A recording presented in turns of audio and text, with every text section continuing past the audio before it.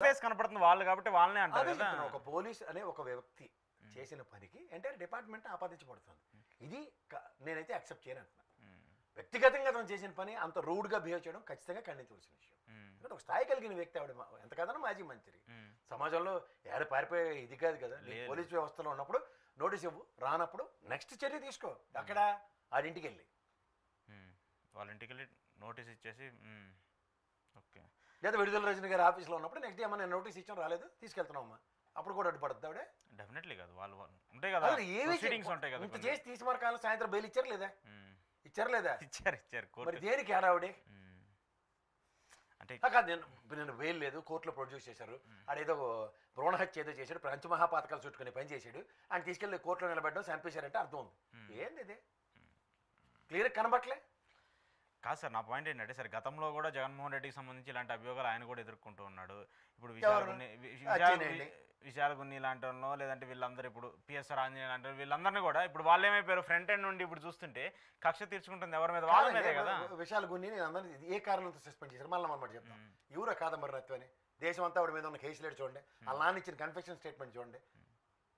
మీరు సీత సక్కుబే అనసూయ రోల్ ఇస్తారని చెప్పి ఇవాళ మీరు మా కాల మధ్యలో చెప్తే ఆవిడ క్యారెక్టర్ అంత ప్రపంచానికి తెలుసు. కానీ ఇప్పుడు దానివల్ల ఎఫెక్ట్ అయింది. తెలియపోతే దాన్ని వాళ్ళందరినీ ఆపాదిస్తే ఏం చేయాలా?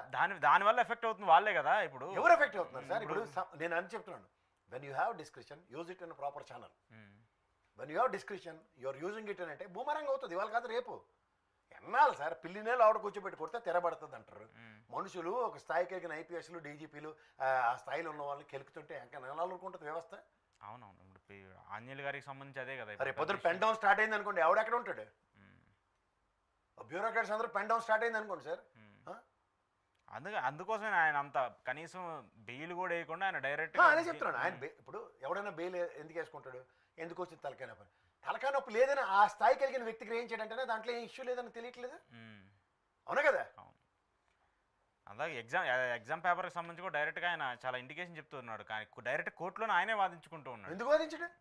ఇలా జరిగింది, నాకు ప్రభుత్వానికి సంబంధించి ఇలా చెప్పారు కాబట్టి దాంట్లో నా మిస్టేక్ ఎలా ఉంటుంది, ఆ తర్వాత వేరే మళ్ళీ ఇప్పుడు ఈ డిబేట్లోనే పోలీసు వాళ్ళు తిడుతున్న ప్రసాద్ అని ఎవరైనా కేసు పెట్టాడు ఎగ్జాంపుల్, నేను మాడింది ఏంటి విని ఫస్ట్ అంటానా అన్న. డెఫినెట్లీ పనికొచ్చిన పనులు జరుగుతున్నప్పుడు భావ ప్రకటన సరళీకృతంగా ఉన్నప్పుడు సమాధానం ఎవరు చెప్పాలా? ఖచ్చితంగా వాళ్ళే చెప్పాలి. ఎందుకంటే పెట్టినప్పుడు కోర్టులు కూడా దీన్ని కొంత ఖండిస్తూ వస్తారు. ప్లీజ్ కోర్టులు ఇస్తున్న డెలిబరేషన్స్ చూస్తే పిచ్చి లేసిపోతుంది. అది చూడమనండి, అవి ఏ ప్రాతిపదికన పెడుతున్నారు, ఎందుకు అన్నీ చెప్తారు కదా. ఇప్పుడు గౌరవ న్యాయస్థానంలో జరుగుతున్నాయి చూడండి.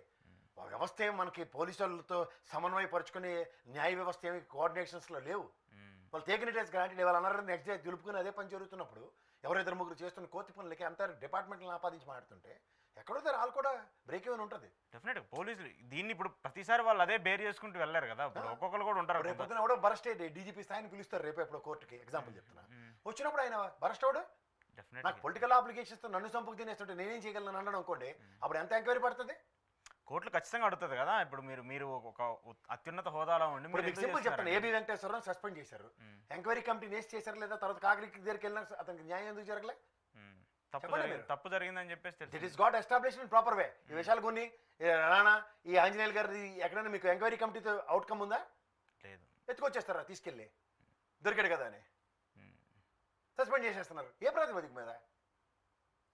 సరిగ్గా వాళ్ళు చెప్తున్నాను, then you have description you are using to your convenience అంటే that is not an answer కదా. ప్రభుత్వానికి సంబంధించి వాళ్ళ అధికారంలో ఉన్నప్పుడు చేయాల్సినవి, చూడాల్సినవి, చెప్పాల్సినవి ఏం చేయాలో వాళ్ళు చేస్తూ ఉంటారు కాబట్టి అది పొలిటికల్ యాంబియన్స్ కానీ ఇంక మనం చూడాల్సి వస్తూ ఉంటుంది ఖచ్చితంగా. సరే సార్, ఇంకొక విషయం ప్రధానంగా జగన్మోహన్ రెడ్డికి సంబంధించి అంటే ఆయన టార్గెట్గా ఈ లిక్కర్ కేసుకి సంబంధించి ఏదో జరుగుద్దని చెప్పి ఒక 2 నెలల నుంచి పెద్ద ఎత్తున చర్చ జరుగుతుంది. విజయసాయి రెడ్డితో మొదలు పెడితే మొన్న సజ్జల శ్రీధర్ రెడ్డి వరకు ఒక్కొక్కరిని తీసుకొచ్చి విచారిస్తూ ఉన్నారు. ఇప్పుడు జగన్మోహన్ రెడ్డి చుట్టూరు ఉన్నటువంటి కొంతమంది వ్యక్తులు వాళ్ళని కూడా వాళ్ళ ఇంట్లో ఏదో మిస్ అయ్యారు, సాక్షికి సంబంధించిన డేటర్ ఇంట్లో ఉన్నారని పెద్ద ఎత్తున చర్చలు జరిగినాయి. ఇప్పుడు మళ్ళీ ఈ కేసుని ఈడీకి ఇస్తున్నారు, లేదంటే ఈడీ దీన్ని తీసుకుంటుందో, ఎందుకు ఈ రకంగా బొంబాడింగ్ జరుగుతుంది? బీజేపీ ఏమన్నా అంటే ఈడీ ఎంటర్ అవుతుందంటే ఖచ్చితంగా బీజేపీ ప్రెజెన్స్ లేకుండా అలా అయితే జరగదు కదా. ఎలా చూడాలి అసలు దీన్ని? ఫస్ట్ తెలుసుకోవాల్సింది ఏంటి, సిట్టుతో ఏ పని అవ్వదు ఆంధ్రప్రదేశ్లో, ఇంకోసారి ప్రూవ్ అవుతుంది. అయిందా లేదా? ఎందుకు ఏ సిట్టుతో మీకు ఆంధ్రప్రదేశ్లో పని అయిందని ఒకటి చెప్పండి. అలా గంటా శ్రీనివాసరావు ఎన్ పాత్ర గారి తగుల దగ్గర నుంచి మొదలెట్టండి. ఏ సిట్టుతో ఒక అవుట్కమ్ వచ్చిందా? వివేకానంద రెడ్డి మర్డర్ అవుట్కమ్ ఉందా? లేదు. ఏదైనా చెప్పండి.